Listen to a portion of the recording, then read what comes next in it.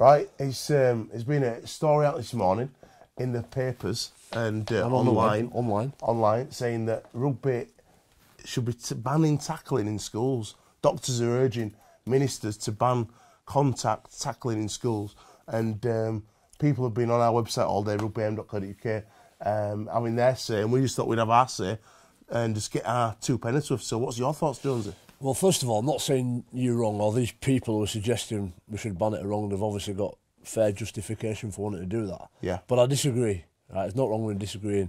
I think a lot of the players, the people involved in rugby, are talking about the character building. Yeah. And the fact, in fact, I'm going to go write a column pretty soon about adversity and the way adversity can make us stronger.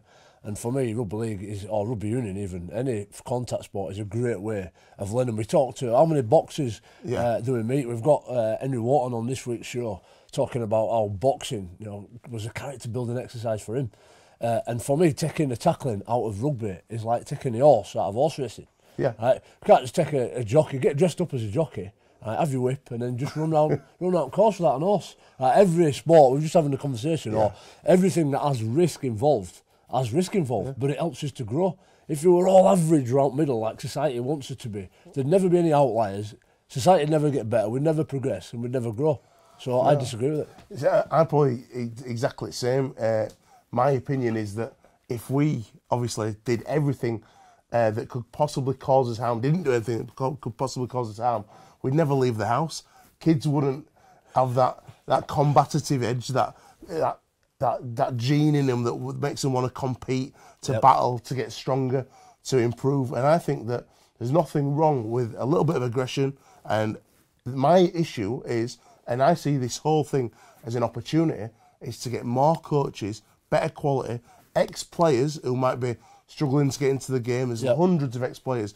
Get them into schools, give them a bit of funding, and get them teaching kids the right way to tackle. It's not, the tackling's not the issue, it's the technique. Get the tackling right, get low, get your shoulder in, teach them how to do it properly. Absolutely. Not eye shots, which are going to cause problems. Yep. And if kids are taught properly how to tackle, I don't see it being a problem because it's part of the game, it's what we love. There's two things for me. I think you're absolutely right. Teaching them how to tackle properly reduces risk, that's all we can do.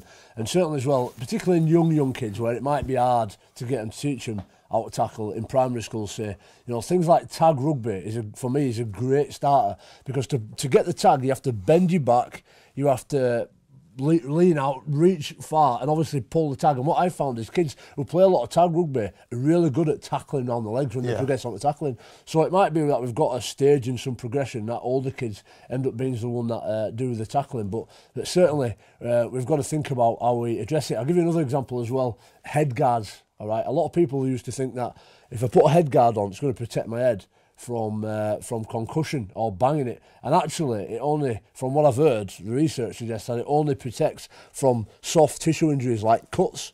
But actually kids who wear head guards are less likely to think about where they're putting the head because they think it's protected, they think they've got an helmet on, thus making it more dangerous and more likely that they're going to put it in the wrong place, get a knock on head and get knocked out. So you're absolutely right, we need to teach kids how to tackle properly, and maybe it comes in at around 10, 11 year old, but certainly can't ban it completely. No, not all.